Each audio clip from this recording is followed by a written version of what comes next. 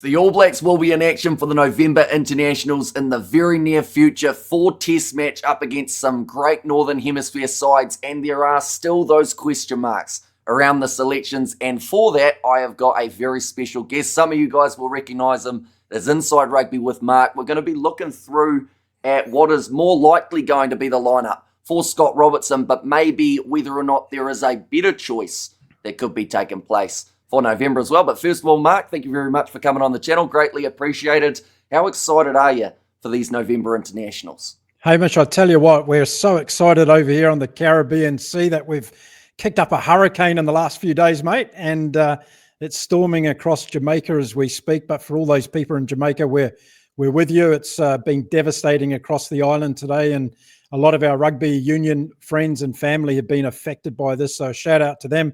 But listen, I'm super excited, Hamish. Can't wait, mate. The Irish are in Chicago thinking they're going to kick up a storm, but the All Blacks have a little bit of a secret coming, don't they? We're going to talk about that. Absolutely. And the thing is, though, the Irish, there's probably a fair enough reason to have that little bit of confidence. Of course, last time they went to this location, they were able to pull off that massive victory back in 2016, New Zealand. They do not want a repeat of that, because the last thing that you can have is a loss in your first game of the November internationals. We're getting closer to that Rugby World Cup draw. You want to get that higher seeding if you can, and also you just want to build the confidence of the players as they move forward. But we will jump straight into it for the lineups, and we will say straight away, this is not what we feel up against the Irish. This is more so in general what New Zealand will more than likely select throughout the whole of November. So starting off with Razor's front row, more than likely we're going to see Ethan de Groot, Cody Taylor, and also Fletcher Null. Due to that injury of Tyrell Lomax, seems like Null's the front runner, plus Pasilio Tossi, hardly any game time. Tavita Mafaleo the same. So for yourself, if you were looking through at what could be the best possible lineup here for New Zealand in terms of even with a bit of experimentation, is this what it would look like? Yeah, I think so, Hamish. I think with Fletcher Null playing pretty well this year, I think I'd give him a definite berth in there, starting with Lomax not being available. And I think we pretty much know it. One question I had, though, before you start for the rest of the team, is Jason Holland been selected to go on this tour for the All Blacks? There was the news, wasn't it, that he is going to be hanging up the boots. Well, the thing is, do you say it's hanging up the boots, or do you say hanging up the clipboard for a coach when it comes to an All Black side? But that is now, I want to say, about the third or the fourth guy that has left under the Razor tenure, isn't it? Yeah, there's a bit of a pattern starting to appear, so you got to start asking those questions. But I dare not do it on your show because I'll get the fans all riled up. That's for sure. But did he resign, or was he pushed, do you think? Now you're asking the really controversial questions. I feel like there had to be a bit of mutualness involved in the decision, but it seems like at the moment Razor's style is not for everyone, and that's the same that can be said about the players as well. There is a certain, I want to say, Crusaders mindset in terms of very much team culture and everything along those lines alongside what is happening on the field. So we don't know what's happening behind closed doors, but we certainly know that it's a very similar lineup most of the time. So whether or not there was a clash there or something else, it's only rumours at this point, isn't it? They need a new guy. So who are you looking at to take Holland's spot? Well, I'll just say this first of all, because, you know, in this generation of the All Blacks culture you just talked about, we're in a very caring culture. We're always looking after each other. So we're going to look after you, Jason. Don't worry, mate. When you've finished your tenure, we'll be here to take care of you and make sure that culture carries on. Look, I don't know who's going to come in. I have no real ideas. It'd be great to see Wayne Smith back in there, but he's retired, hasn't he? But how about poaching someone from overseas? What's the All Blacks' problem with not having international coaches coming from other parts of the world? Like the Springboks stole our best man, didn't they? And Tony Brown. And what's it cost to get Tony back into New Zealand? Probably a lot more than it was when he left, I would say, for Tony Brown. He's probably raised the stocks up a little bit. Although the thing is, though, with New Zealand is you're in a situation how they aren't at this stage able to select overseas players from New Zealand. So I feel like there's definitely going to be that barrier of whether or not they'd bring in a few guys. But you look at someone like, you know, Joe Schmidt, how, yes, he was working with Ireland. Of course, he has got that New Zealand connection, but what he's been able to do for Australia, that new look of trying to take a side that were struggling and create a bit of a chance. Now, of course, this is not the head coach role on the line yet, depending on how these November internationals go. But I know it'll be very interesting to see who ends up filling up those gaps for the AB's coaches. Yeah, I think that's a good point. And if we all go back with hindsight, which is a great thing to have, of course, when we're talking about coaching groups and all the rest of it, ideally, I think New Zealand Rugby should have gone with Joe Schmidt as the head coach, had Razor come in as assistant coach, and really teach him the trade through Joe Schmidt doing what he's obviously done with the Wallabies has been phenomenal in the last 12 months, I think, and I talk a lot about that on my show. I've been very impressed with what Joe Schmidt's done. So having him come back into the All Blacks in that capacity would have been the ideal thing. But listen, who do you think? Is there anybody out there that you've been watching in terms of that coaching that you think could come into that role and do what we need? Because let's face it, we need some improvement in our backline in terms of our selections in the backline, creativity, the way they're executing and all the rest of it. So who's the name, Hamish? Who's the one on the top of your tongue, mate?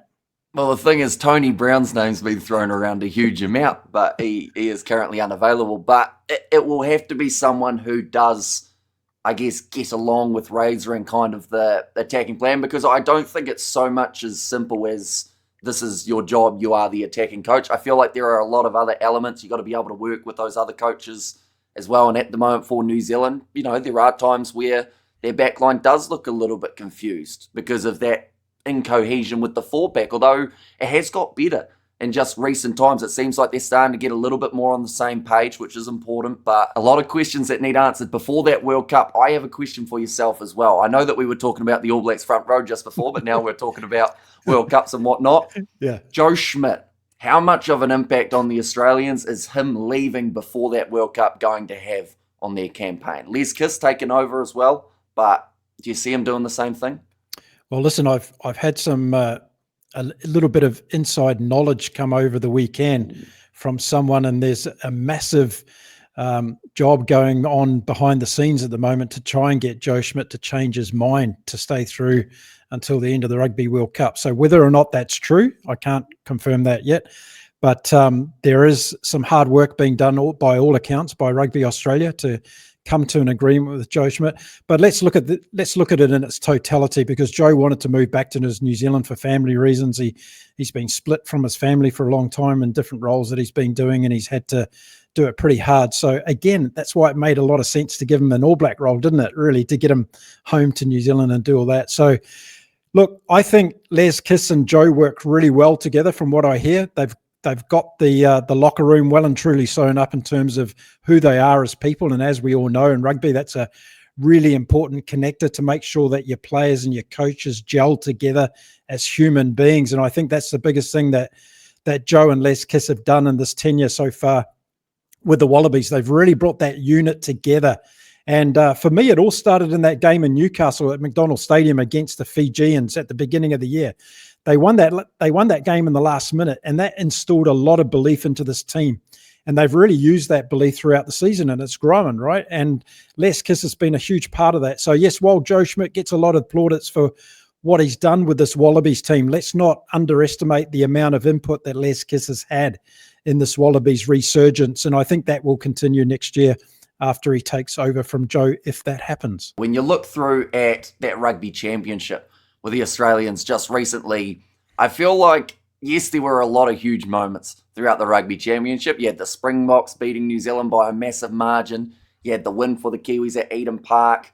There was the win for Argentina up against New Zealand in Argentina. But I feel like one of those moments that did stand out seemed to be the mentality of the Wallabies. That particular game where it was the decision, do you take the draw or do you go for the risk and go for the corner? And they were well and truly picking the corner every day of the week. And it just seems like now, the thing is, Australia are dangerous enough as it is. But when they have that mentality of thinking that they can win games, they normally do. And they just don't seem to have that, or at least they didn't have that up until more recently. That maybe not quite as competitive in the Bledisloe as a lot of people wanted to see, but it's still going to be competitive, I think, over the next 2 or so years before the Rugby World Cup. Overall, I feel like there are so many sides at the moment that have a great chance for that 2027 World Cup. Sides like France, who are going a little bit under the radar at the moment. England, they have got a pretty stacked side for their November internationals. And then Los Pumas, side that are fueled by passion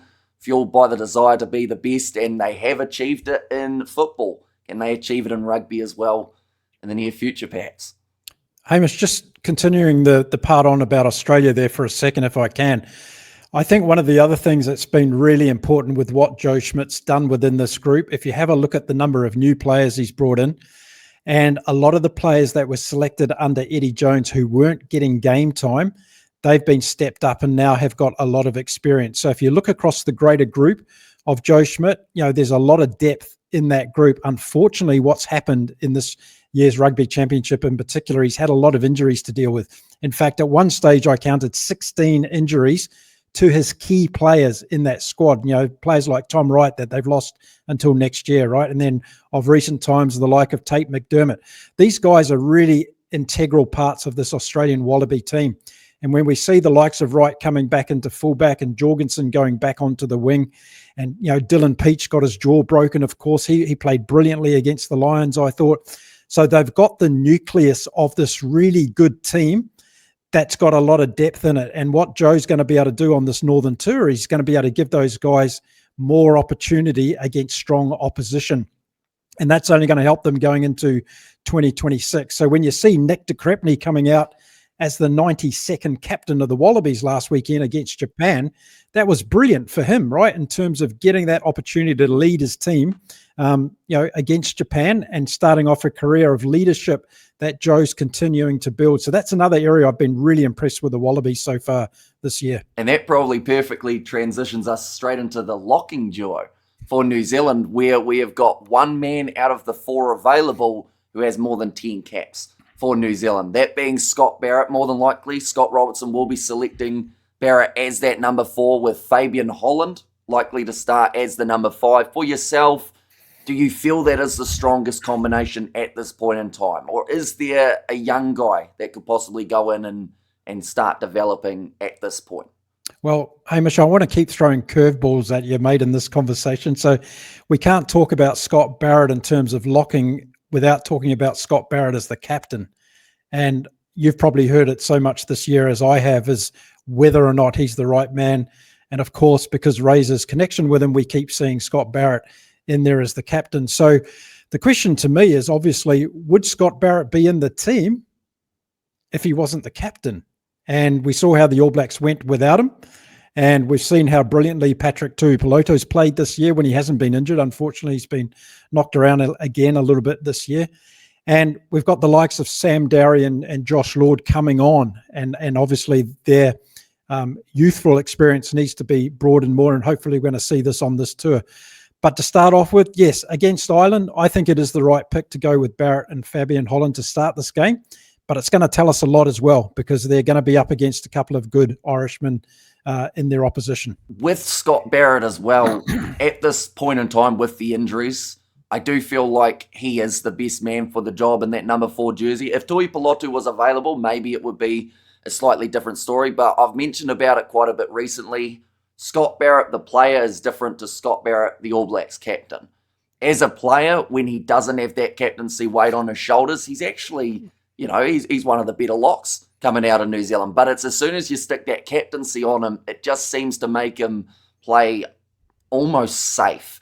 He knows that he can't afford to get that card because now he's the leader. He's the guy who's got to be out there for the 80 minutes for the ABs. So, without that captaincy pressure, I do think at the moment, number 4-wise, because the thing is, some wanted to see that Fabian Holland, maybe Tupavai combination in the locking duo, and it's something that we did get to see briefly for the Rugby Championship, but just unfortunate timings of injuries of Vai as well as Patrick Tuipulotu, and then we saw Naitoa Akoi as well as Isaiah Waka-Leawiri both removed from the New Zealand 15 squad. Now, initially that seemed like maybe a bit of a cryptic way of putting them into this squad as a bit of injury cover, but by the sounds of it, both are injured. So not a good year to be a lock if you're based in New Zealand. Yeah, absolutely. And when you were saying that and talking about Patrick Tuipulotu, and in particular, I was thinking about he's such a good impact off the bench, isn't he? Like, he really does make a difference when he comes off the bench, and I think he's found his place there. So for me, the question marks over Scott Barrett, Without the captaincy, I agree with you. I think he's a better lock without the pressure of the captaincy, and I really do believe it affects his game from time to time. I think Fabian Holland's not getting enough credit for how brilliant he is in this All Black jersey and in this All Black team. He's come in, he played more minutes than any All Black player up until recently when he got a bit of a rest. But he's been outstanding, hasn't he? He's come in as a world-class lock. He's just embraced the challenge that it takes to be an All Black lock against the big teams in the world. And I think he needs to get a little bit more credit than what he's been getting from the general public and rugby followers around the world. Oh, he's got that Breakthrough Player of the Year nomination. In my opinion, he should be there in terms of the 4 players that they go with, just because, like you said, such a young player making such a massive impact for a side. Like, you would think when you look through, and this is once again not supposed to be a dig at Scott Barrett, but Fabian Holland's probably the first name you put in that locking duo on your team sheet, even though your captain's the number 4. Yep. So, yeah, I definitely have Holland featuring all throughout the November internationals. I'm just concerned that one day, relatively soon, because of the trend that we've seen with locking injuries, is Holland going to pick up one? He is doing a huge amount of work.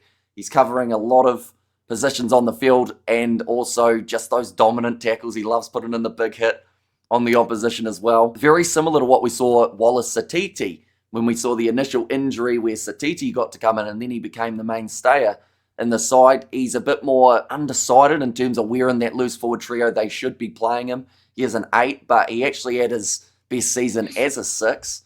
So I guess that brings us straight on to the loose forward trio. More than likely, we are going to see Simon Parker, Ardie Savea, and then Wallace Satiti or Peter Larkai. It's a bit more 50-50, but I'd say they may go with Satiti for this game. So is that your loose forward trio moving forward for New Zealand? Well, I just want to go back to a name that you mentioned before when we were talking about the locks, and I wanted to ask you the question actually around Tupou Vai.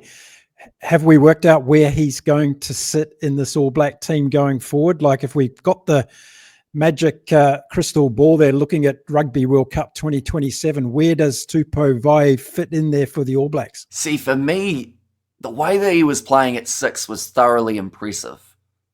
And I feel like having someone like him who can play 6 as well as 5, it sounds bad to say, but it almost makes Samipeni Finau redundant in this All Black squad. You can kind of look at maybe bringing in another specialist lock or someone in a different position in that loose forward trio, but it all depends on what happens from here with Simon Parker in terms of whether or not he continues to develop in that 6 jersey, or whether they do go back to the drawing board and say, look, maybe he is our number 8 instead. Although when he played number 8, didn't even get to pack down at the back of the scrum. I don't know what was going on there, but instead Ardie Savea went in and decided to go back to the number 8 days. But he's just such a versatile player at this stage, Vai, and the fact that he was transitioning pretty seamless between 5 and 6 is great news for the ABs, because there was a while where that was the role that a lot of people wanted to see Scott Barrett playing. So do you think that's ever going to happen again? Well, I raised his name because I really believe that putting him back at 6 gives you that nice option where you've got another line-out guy, you've got a guy that can cover the locking position if you've got an injury there. And I'd really like to see Simon Parker be given a go at 8 on a permanent basis for a while, because I think longer term he could be the Jasper Wiese of the All Blacks in that 8 jersey. I really believe that if he's grown into that role, keeping Ardie at 7, of course. So my dream team at the back 3 would be Tupou Vai at 6, Ardie Savea at 7, and putting Simon Parker in there at 8, at least for this Northern Tour, and see how he goes. So with that injury of Vai, does that mean Satiti's your 6, or are you going Finau in that 6 jersey? I'd go Finau, unfortunately, with a question mark. Yeah, I'm not a big fan of Finau. I just don't think he's delivered enough on the big stage. You know, you watch him at Super Rugby and he's a force de jour, but when he gets in that All Black jersey, like some players do, right? They just take that next step up and they're not so prominent because it's a different game at test level and you're up against the best rugby players in the world. So, yeah, question mark over Finau for me. Do you think that also slightly comes into play in terms of who else is in that loose forward trio with him? Do you think maybe for Finau's particular style, he hasn't found that trio that works yet? Yeah, I think so. And when you talked about Wallace Satiti, I'm starting to lean now, like I wasn't last year. I'm leaning now towards, like Patrick Tuipulotu's found his way off the bench to be a real impact player. I think Wallace Satiti can be that guy that comes off the bench and be that extraordinary impact player for us as well. So I'm starting to see that kind of, but then who's going to start? That's where the hole appears to be at the moment, right? And I do think that that's maybe where Peter Larkai, I do really like what he's able to do. And he is another guy that maybe hasn't been given that many chances, but you look at him throughout the NPC seasons, even last year, he was right up there in terms of tackles and carries, and he's always going to give you a huge amount of effort. But again, it's just finding what works in that loose forward trio. And I do think at the moment in our forward pack, that's where the most question marks are. Even though a lot of people are sold on Parker, Savia, Satiti as the trio, I do still think that there's a little bit of fine-tuning that can go on. And those jerseys... Just on that, though, on the loosies, do you think we're going to see on this Northern Tour, do you think we're going to see quite a lot of rotation from Razor in that 6, 7 and 8 jersey? Do you think he's going to try different combinations, or are we going to be set in concrete again? The problem that we've got is we've just watched the Rugby Championship, and the only time we saw guys really getting changed was down to injury. So if there's 1 or 2 injuries, then absolutely. But that's the thing. There's just so many decent players that I don't know how they squeeze them in. What do you do with Duplessis Karefi? Specialist 7, now he's got Savia in his way because he's not taking that starting spot off Savia unless Savia then has to go to number 8 again, like we did see earlier on this year. It makes it very intriguing to know why someone like a Karefi is still there, perhaps for some sort of impact role off of the bench. Those late turnovers, perhaps. But I don't know whether or not we're going to see that massive rotation. Are you the same boat there? How probably more of the same from Razor? Yeah, what I'm going to propose to you right now, Hamish, is you're going to come on my show after the end of the tour, and we're going to look back on this and go, yeah, we were completely wrong about all of that. And Razor was changing it up every week. But yeah, I don't believe he's going to. I think we're going to see a set pattern there. And I'm with you. I think Duplessis Karefi's in that big question mark hole at the moment. What to do with him, right? We might see Ruben Love come into number 8. Who knows with the Razor, right? He plays him on the wing. So, Yeah, I guess out of position is a bit of a specialty of this All Blacks backline at the moment. But we move on to that 9 and 10 combination. We talked about fine-tuning of the loose forward trio. Some feel this one pretty much needs a whole new engine put in it because we've got 9 and 10. You've got Cam Roigard. He will be the starting 9 after returning from his injury. That's probably not the jersey that's being debated at the moment, though. I haven't really seen anyone who's disappointed about Roigard being back as the starting 9. But number 10, what we more than likely will see is Beauden Barrett in that 10 jersey for Scott Robertson. And I do think for the best results, you do need to probably split McKenzie and Barrett 50-50. But then what do you do with Ruben Love? Yep. Well, look, you and I both know there's 2 camps out there in New Zealand rugby fan land. There's the camps that love the Beauden Barrett and Damian McKenzie combination. And then there's the camp that are going, well, where's Ruben Love and why is he not getting a chance at number 10? Well, I sit in the Ruben Love at number 10 camp well and truly. And I'd like to see Roigard and Love operating together because I think that's a combination that people haven't thought about how dynamic that could be against defenses because you've got Cam Roigard that keeps the defenses on their toes with his sniping runs, his brilliant work around the inside channels. And if you've got a young guy like Ruben Love who's got great footwork, he's got a great kick on him as well, I think having that combination would be ideal to go through this Northern Tour. Now, we all know that's not going to happen. So Beauden's going to come in. And I tend to look at the All Blacks at the moment very much with a vision towards 2027. So if we're running out on the field this weekend and we're playing in a quarterfinal or semi-final, what team would I like to see doing that who's got lots of experience against the top teams in the world that I have a lot of confidence in? Beauden Barrett's going to be 36 and a half years old come October in 2027. Damian McKenzie, okay, he's there. He's making some impact off the bench. But if we did get a major injury, then, well, we're all thinking we're going to see Richie Mo'unga come back in next year and he's just going to slot back into it. So for this tour, for me, it's got to be Beauden Barrett starting the games. He's got the talent and also the initiative. What's happening and the struggle for me is what happens outside of him, and I'm sure we're going to get onto that in a minute.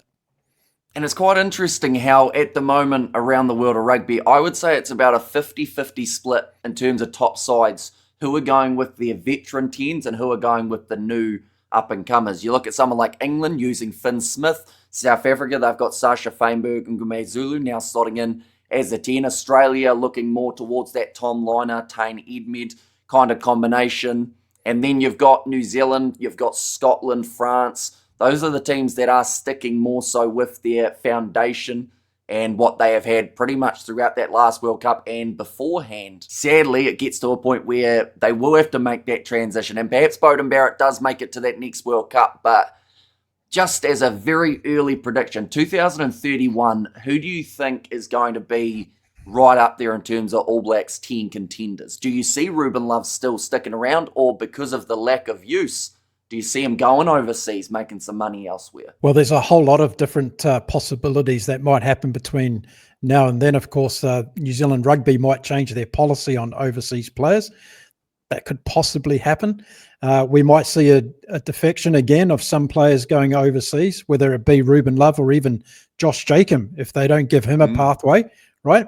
So I think one of the big things that needs to be seen within this All Black group and Jamie Joseph's group, and then the next level down, is there needs to be a pathway that these guys realise that they can build themselves up and have a really good chance of getting game time in the All Black jersey. And I just want to highlight at this stage, Billy Proctor.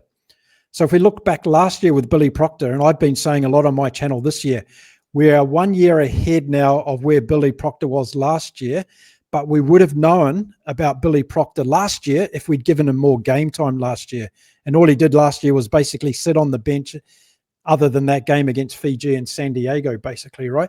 So now here we are a year and a half later, and we've still got a question mark over where does Billy Proctor fit into this All Black group going forward? And does he? Does he fit into this All Black group going forward? So we want to make sure we don't have that same problem with the likes of Josh Jacob and those guys coming up, Rihanna and all the others in that 10 jersey that you just spoke about. I like what Argentina are doing. You've got Thomas Albanos and Santiago Carreras, right? Two fantastic 10s. And with Albanos being injured this year, it gave Santiago Carreras an opportunity to stand up. And boy, did he stand up and play well in all those games for the Los Pumas. They've got two really good 10s who are on fire at the moment. And they've got another young guy that they're just bringing through as well. So come 2027, Los Pumas are going to have three really good number 10s who have all got good test experience. And this is the whole discussion we're having about the All Blacks. Where's the transition of those other players? And I thought between Rugby World Cups, that was the time where you transitioned. That was the time where you gave young guys an opportunity to come through. And the thing with Razor is he has given, in terms of positions in the squad, players have been given those chances in terms of getting selected, but they just haven't been selected in the lineups. I think I saw about how Razor, under his coaching tutelage, we've seen actually a lot more debutants than we saw the years prior for New Zealand. But the problem is, it's all well and good having a debutant, but if he's only going to play, like, for example, Billy Proctor, if he's only going to play 1.5 games throughout a season under the All Blacks, yes, he's going to learn from the training and everything along those lines, but at what stage do you actually pull the trigger and give him the chance? Because now, I mean, we might as well move on to it, that midfield combination. The talks of the 13 at the moment is Quintal Paya being that 13 for November, even though he's only had one game there in the last about, I think it was 50 matches that he's played professionally. But Quintal Paya now, one match in, got himself a man of the match performance. He's the 13 alongside Geordie Barrett.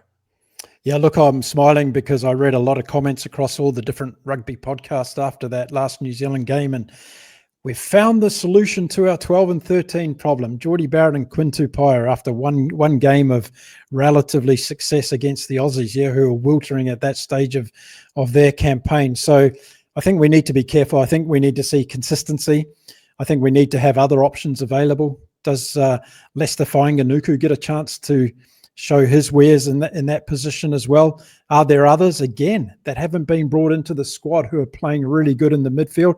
Do we do something really radical, like bring Caleb Clark into 13 and give him a chance there? Could that be another option? It's not going to happen under Razor, though, but maybe the new attack coach will have a foresight on changing around some of the positional plays there.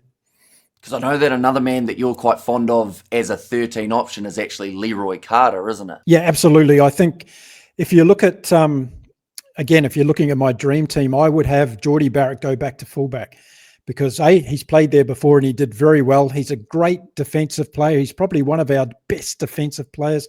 Look how much throughout this season he saved us on the try line in terms of, basically try-saving tackles, right, in the last line of defence. He's great under the high ball at the back. He's a tall guy. He's 6'5". He's big as well. He's solid at the back.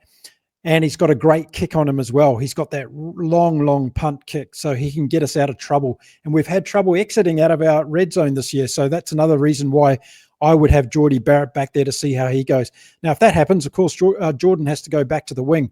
And I've got to say, I've been rather disappointed in Will Jordan. I'm probably his biggest fan and have been for years. But since he's moved to fullback, his try-scoring ratio has dropped significantly. He hasn't looked confident in the last few games, and whether that's a component of what we've been talking about with the belief in the players in general. But I'd like to see Leroy come into 13. Speed, creativity, hooking up with his wingers, having Caleb Clark and Will Jordan on the wing, that would be absolutely dynamic. It kind of feels like a Joseph Suaalii and Max Jorgensen combination on the wings and midfield for Australia. And I'd like to see the Kiwis try that. But again, I'm wishing and hope. And for that to happen, of course, a lot of parts have to be moved across this All Blacks backline, and it would be the case of just having to fully commit to making that switch. So I'd assume if you're taking Jordie Barrett out of 12, Quintal Pire's going in as your number 12 instead, and then Leroy Carter midfield, or have you got someone else in mind for that 12? Well, I'd try to Pyro, I'd go Lester Fainganuku in 12.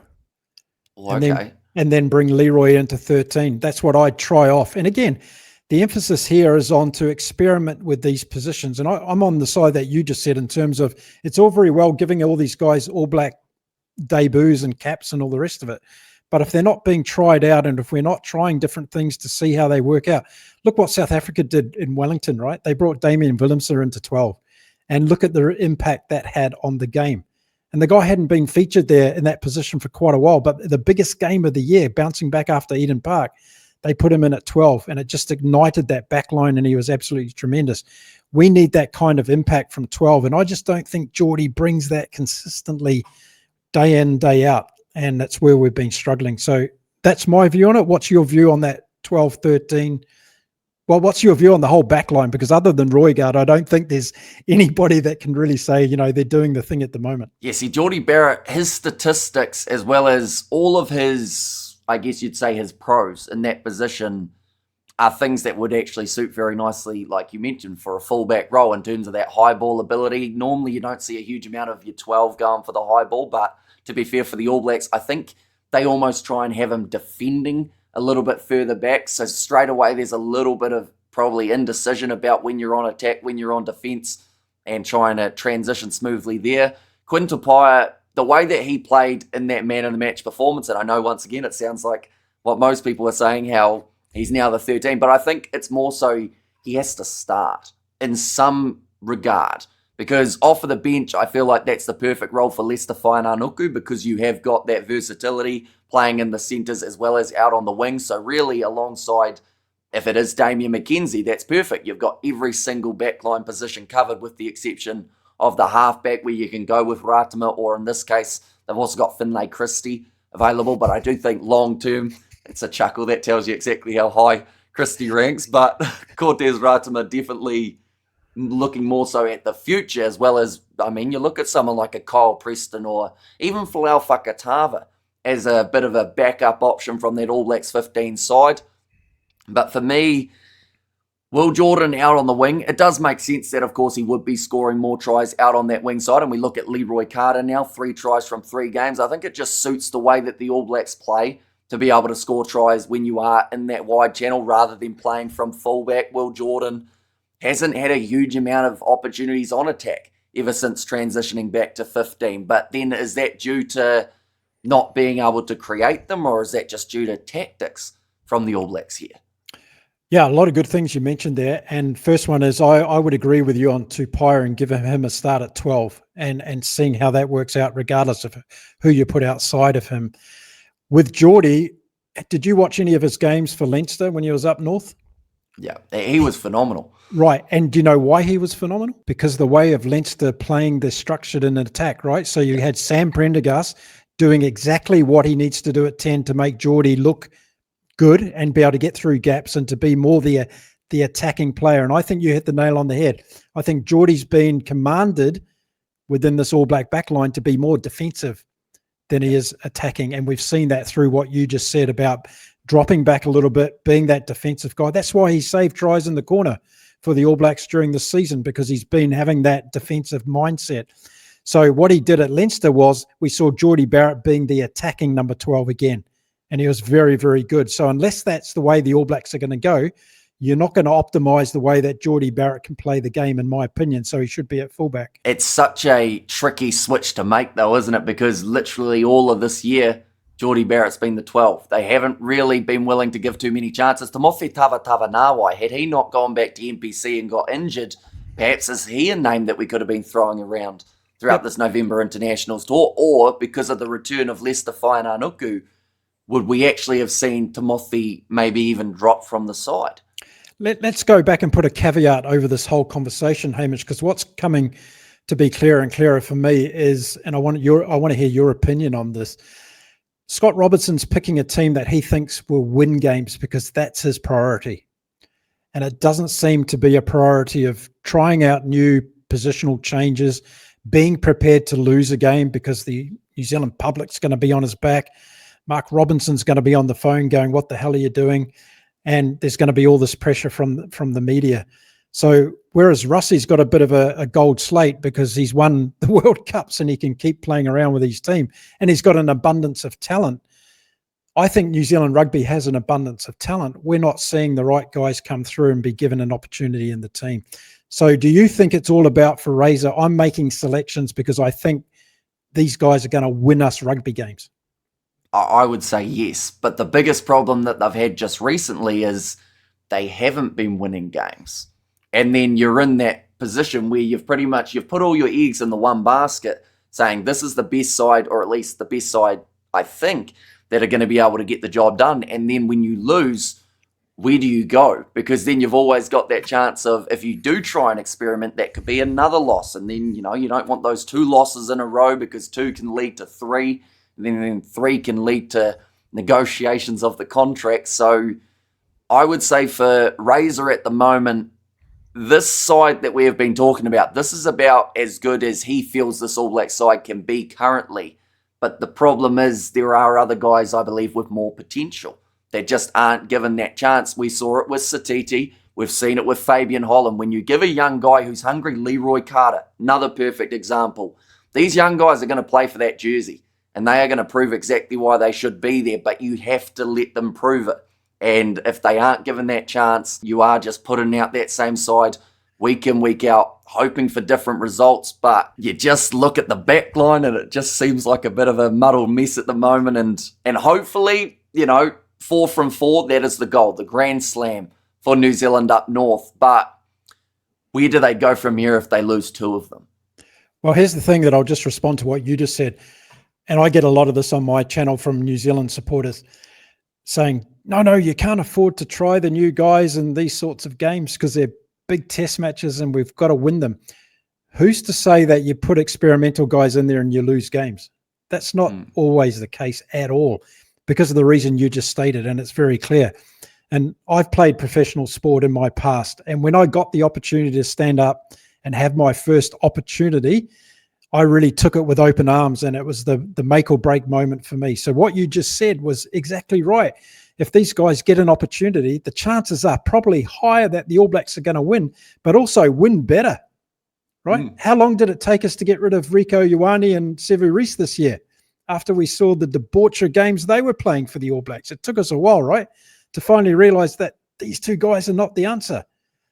But we should have had maybe some other younger guys coming through in the beginning of the season, particularly against France, and giving them an opportunity to say, okay, we're going to play you at home against France. This is your chance.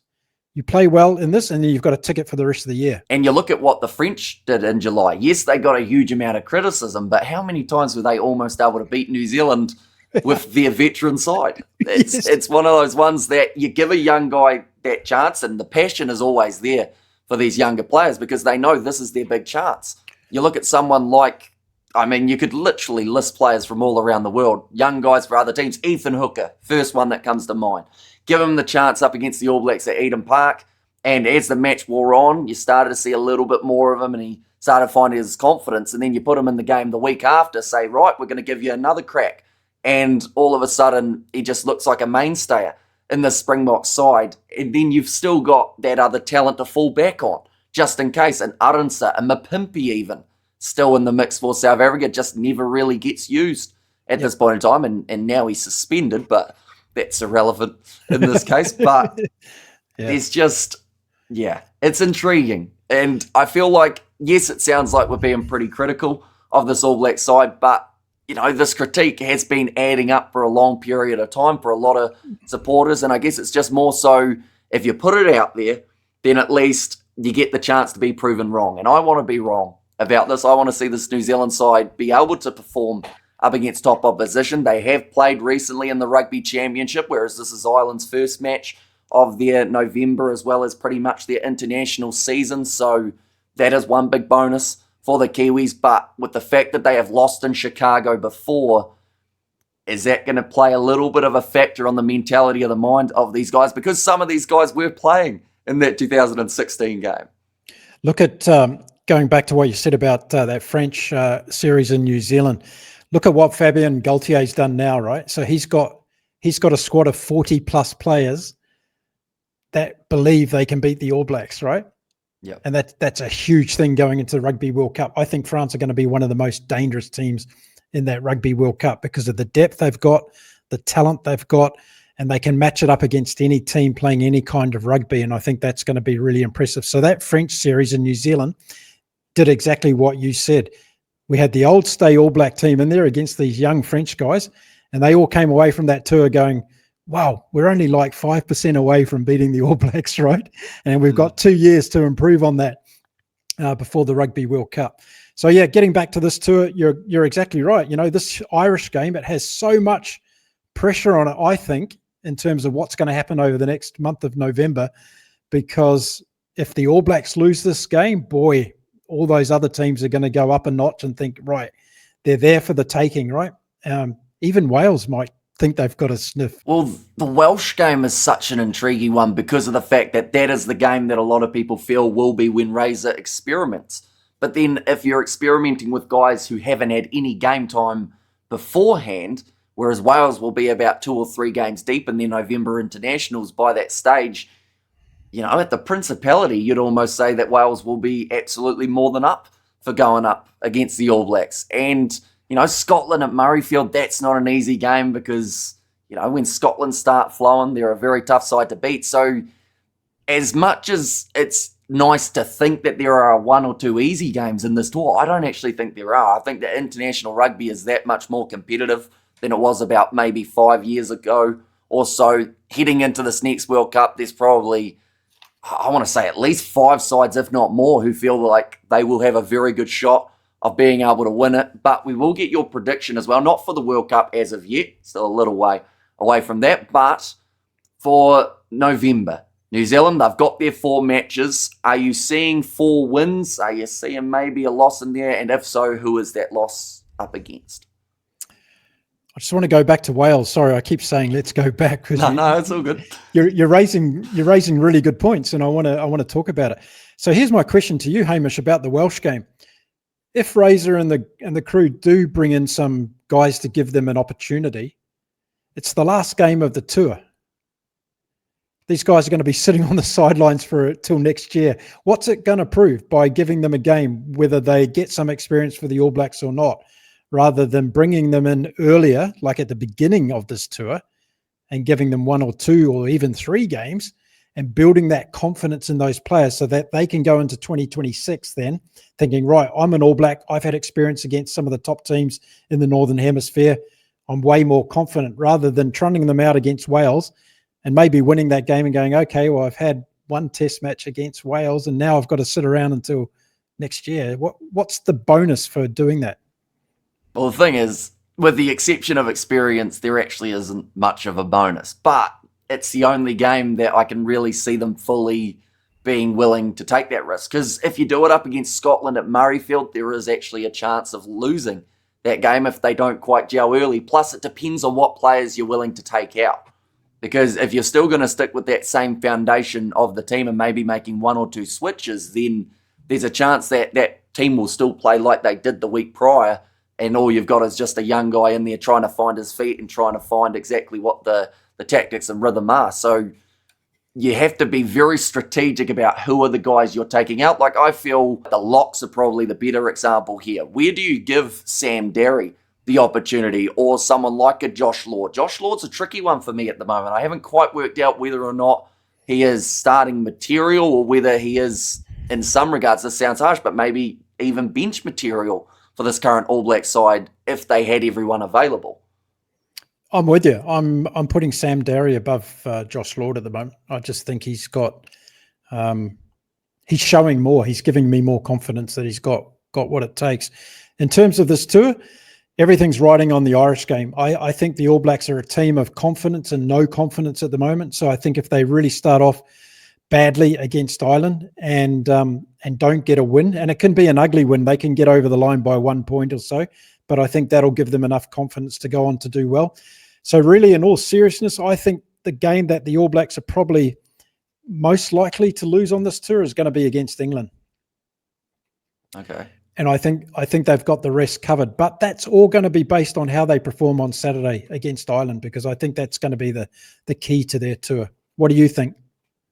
See, I'm actually a little bit in the same boat. I was asked about it on another channel about which game I felt could go the other way, and that English match for me just is a bit of an interesting one at Twickenham as well. There's just something about playing there that can sometimes cause sides to fall apart a little bit. And England, that's the thing is, England always have some big matches. I think that this one up against Australia this weekend is going to be an absolutely massive one for them. But that game up against the All Blacks, with how close the July internationals were last year, I feel like that's the game that England are really looking at going, if we can beat the All Blacks, not only will it boost them heavily on the world rankings, but it's a statement just before that Rugby World Cup draw going, hey, we're probably going to finish above them in terms of that draw. And also, I don't think they play too often up against the English. So you've got about a year and a half normally, or at least, that you have to wait before you get to find out whether or not you can take them down the next time. So yeah, I think that Twickenham one is such a vital game for both sides in terms of their confidence moving forward, but you can't look past the Irish this weekend. I feel like if you underestimate that Irish team, Kiwis could be in trouble. So let's talk about let's just talk about England there for a second, because last year, what was it, 2 points the All Blacks won by at Twickenham, right? 2 points. 12 months later, has England progressed and grown and developed more than the All Blacks in 12 months? Or are the All Blacks at the same level they were 12 months ago? Or are they even a bit worse than what we saw at Twickenham last year?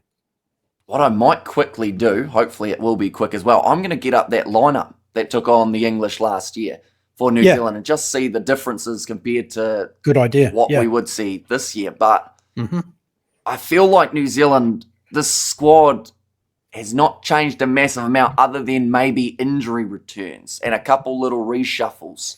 So yeah, 24 points to 22 was the score. New Zealand's lineup: Tamaiti Williams, Cody Taylor, Tyrell Lomax. So Lomax, of course, would be in there if he wasn't injured. Williams, he was getting the pick over, I think De Groot was injured when I look at that, because Ofa Tuangafasi was the man making his way off the bench. Locking duo, Barrett and Tupavai. Loose forward trio, Satiti playing 6, Savia playing 8, Sam Cane as the number 7. So you'd have to say now we have seen quite a bit of a switch here in the New Zealand loose forward trio, but it's the question of, is it for the better at the moment, or do they still need a little bit more adjustment? It was Roygaard off the bench with Ratama starting alongside Bowden Barrett in that combination. Geordie Barrett, Rico Ioane as the midfield, as it was every game. And then Caleb Clark, Mark Talia, and Will Jordan. So not actually that different in terms of the back three, with Talia pretty much swapping out for Carter more than likely for this game. And I think the English team, particularly in their backline, have really evolved in the last 12 months. And I think they've got, dare I say it, a better attacking option available to them with some big guys, some fast guys. And I just think they're gelling better as well. I watched the games in Argentina, and granted, it was almost an England B team that went down to Argentina. But again, Steve Borthwick is developing good depth in that squad. And that's going to be something he's going to be able to call on across this autumn series. So it's going to be really interesting to see how they go against Australia, as you said, because that's going to be a warm-up game, obviously, for the All Black team, and get some of those English players either cemented in their position to play the All Blacks, or maybe put a question mark for him to try a couple other new players. So I think the England game's a huge one for the All Blacks as well. Yeah, and definitely with it being midway through the tour as well. So if they've got the 2 wins up till that point, of course, that is where you can either hit your massive roadblock, or that's where you can just kind of, I'd like to call it smooth sailing, but once again, not underestimating this Welsh side. But, you know, if you're 3-0 going into that last game, you've done your job for the tour, you've proven what you've needed to. But then, you know, imagine sitting 1-2 going into that last Welsh game. You're playing off to make it 50-50 for the end of the tour. So, nervous times. It's going to be massive. And I say regularly on my channel, and I've said this for the last 18 months, that any of the teams in the top 10 on any given day can beat the others. It all determines on, obviously, some injuries, weather conditions, selections, and a little bit of individual brilliance from one player during a game. And we've seen that quite regularly throughout the season. I think we've seen those star qualities come through with Sasha Feinberg and Gomazulu. We saw Santiago Carrera scoring all of Argentina's points against Australia, over 30 points. So he was individually brilliant in that game.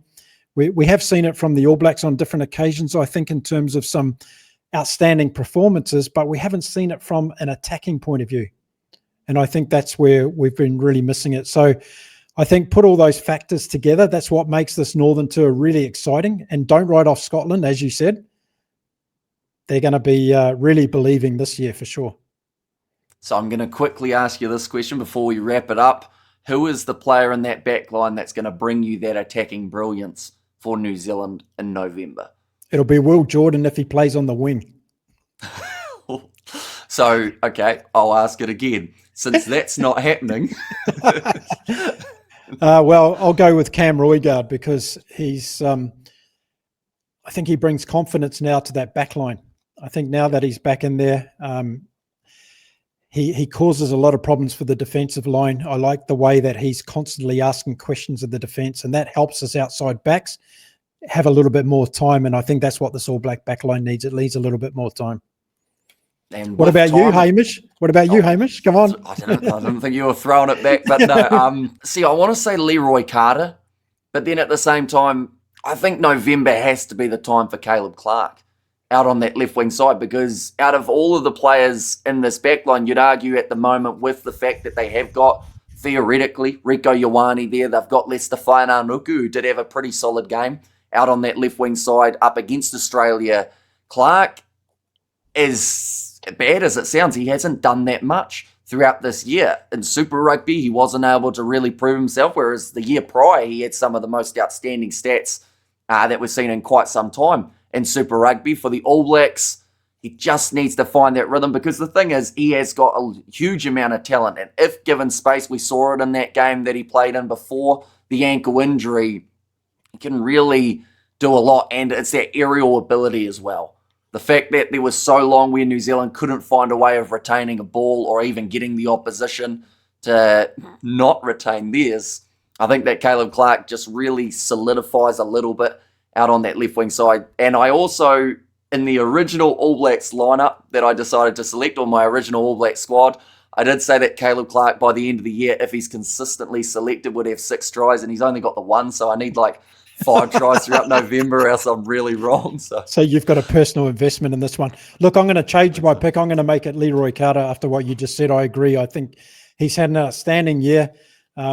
He's scoring tries in the middle of the forward pack when they're doing pick and goes for the try line, and then he's scoring tries out wide. I think his hungriness is what I'm really loving about Leroy Carter, and it goes back to what we've been talking about throughout the whole podcast today, is that when you give these young guys an opportunity to prove themselves, if they're hungry enough to come in, they'll deliver, and that's exactly what Leroy Carter. So he's going to be my player of the series for the All Blacks. There you go.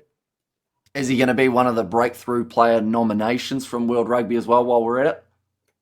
Well, yeah, of course he's a back. World Rugby never back forwards, right? So yeah, I think we learned that with Ox and Shad, didn't we? Yeah. With how well he played. Yeah. So, he might be. He might be, and he probably deserves it. He's scoring a try in every game for the All Blacks at the moment, right?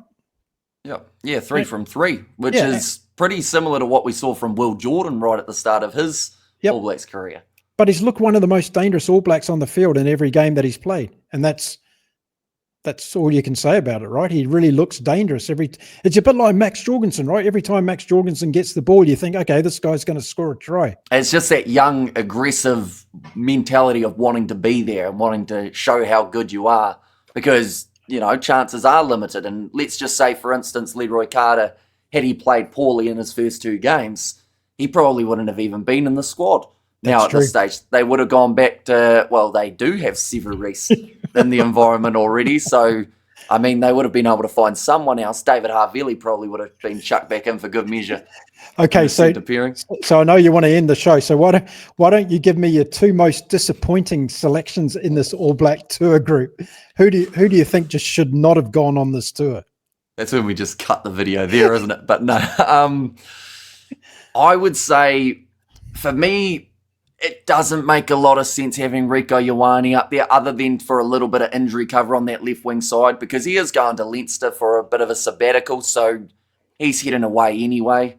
But I would say it honestly could be Rieko Ioane, Sevu Reece in this scenario. I would also argue that Anton Leonard-Brown, the fact that we just aren't really seeing him play for the All Blacks at the moment, plus they've already got an acre of talent when it comes to the midfield combination. So don't get me wrong, like Leonard-Brown has had his day in the All Blacks kit, but now it just seems like he's kind of hanging on for dear life, trying to stay there in the environment, whereas you could have looked at chucking in a breakthrough guy like a Fihi Finiar-Norfo, give him an opportunity, or, you know, had he not gone to Japan, Peter Umaga-Jensen, someone like that, and just, you know, see what happens. Give them a chance. Even chucking someone like a Braden Ennor at the moment back in the midfield, I think, wouldn't be a terrible idea. He's been solid throughout the NPC. Yep.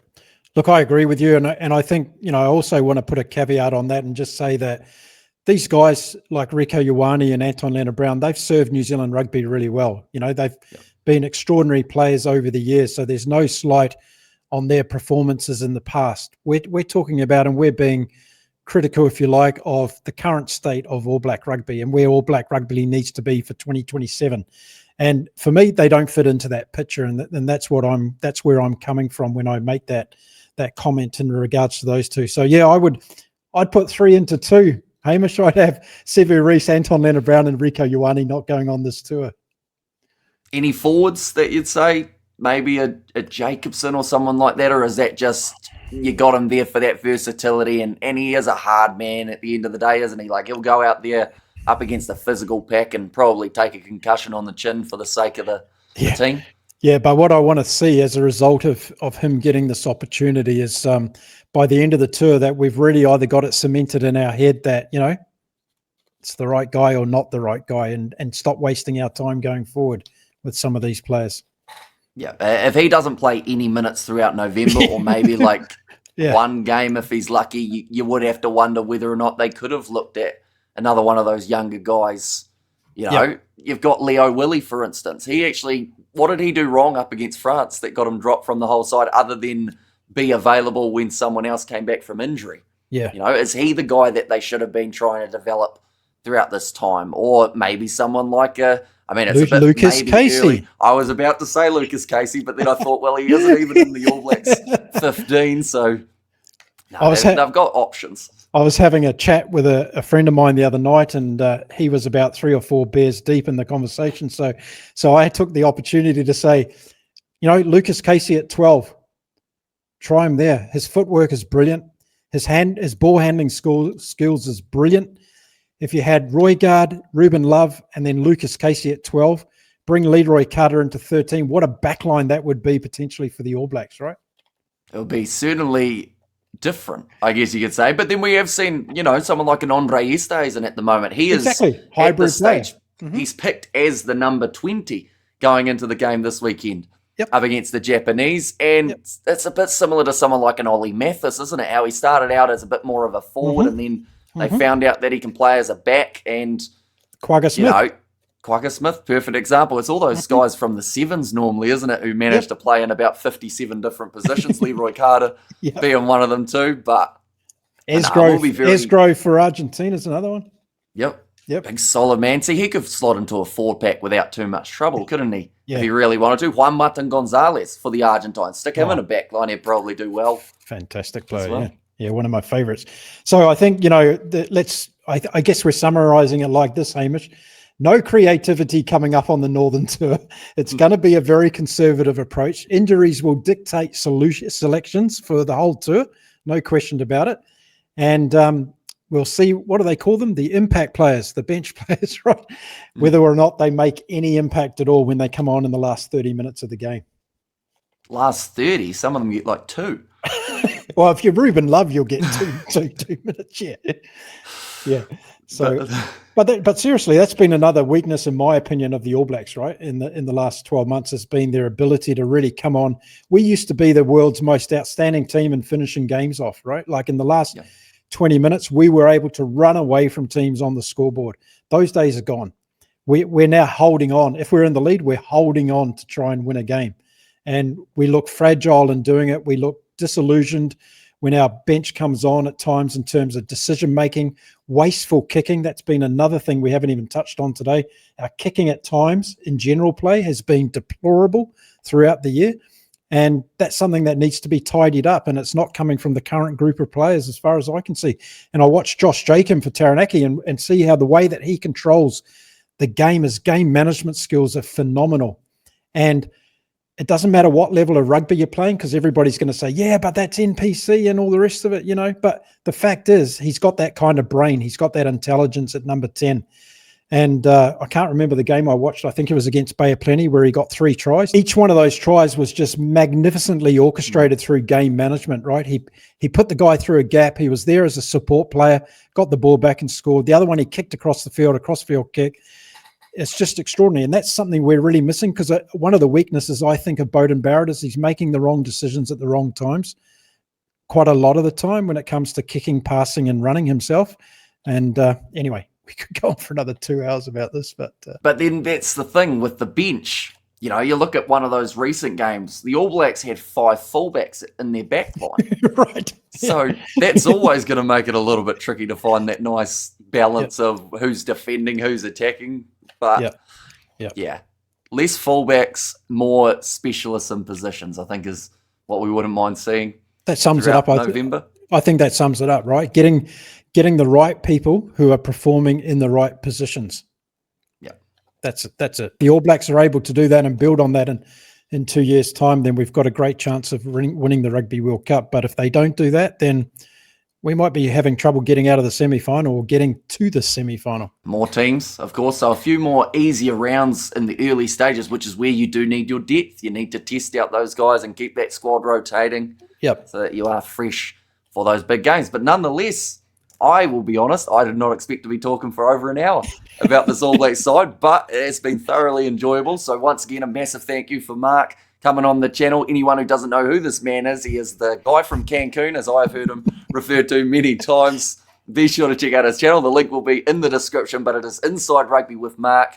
He has got a huge amount of rugby knowledge and also a very big project in the works at the moment as well. But nonetheless, we do thank you all very much for tuning in. If you did enjoy, be sure to leave a like and subscribe to the channel, and we will see you all for the next one. Thanks, Hamish.